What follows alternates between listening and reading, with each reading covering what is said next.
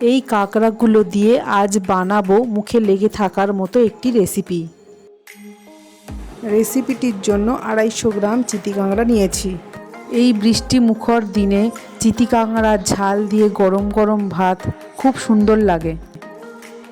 এইভাবে কাঁকড়াটাকে কেটে নিতে হবে। এগুলো আমি হাত দিয়ে কেটেছি, আপনারা বটি ইউজ করেও কাটতে পারেন।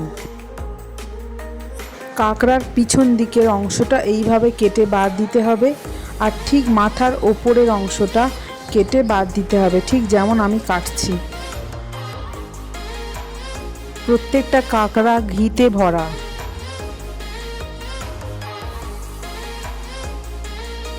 দুটো মিডিয়াম সাইজের আলু আমি লম্বা লম্বা করে কেটে নিয়েছি।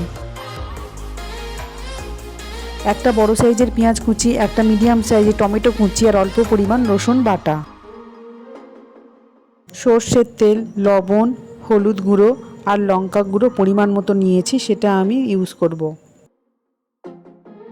কেটে পরিষ্কার করে রাখা কাঁকড়াটার মধ্যে পরিমাণ মতো লবণ, লঙ্কা গুঁড়ো, হলুদ গুঁড়ো, সর্ষের তেল দেব। সব কিছু দিয়ে ভালো করে মিশিয়ে 5 মিনিট ম্যারিনেট করে রাখবো।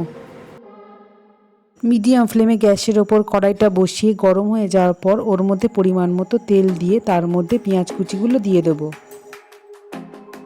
পেঁয়াজ ভাজাটার মধ্যে অল্প পরিমাণ লবণ দেব। হালকা করে নাড়াচাড়া করব। এরপর কেটে রাখা টমেটো কুচিগুলো দিয়ে দেব। এরপর বাটা রসুনটা দিয়ে দেব। ভাজার সময় অল্প পরিমাণ লবণ দিয়ে ভাজলে ভালো।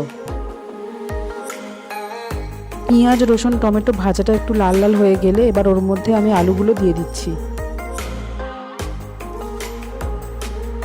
সবগুলো একসাথে ভালো করে ভেজে নেব। আলু ভাজাটা একটু লাল লাল হয়ে যাওয়ার পর হলুদ গুঁড়ো দিয়ে দেবো পরিমাণ মতো, লঙ্কা গুঁড়ো দিয়ে দেবো পরিমাণ মতো। এরপর ভালো করে নাড়াচাড়া করব। এটা একটু ঝাল ঝাল হবে, তাই লঙ্কার গুঁড়ো একটু বেশি পরিমাণ দেব। ম্যারিনেট করে রাখা কাঁকড়াগুলো আমি ওই ভাজার ওপরে দিয়ে দেবো। সব কিছু ভালো করে কষে নেব।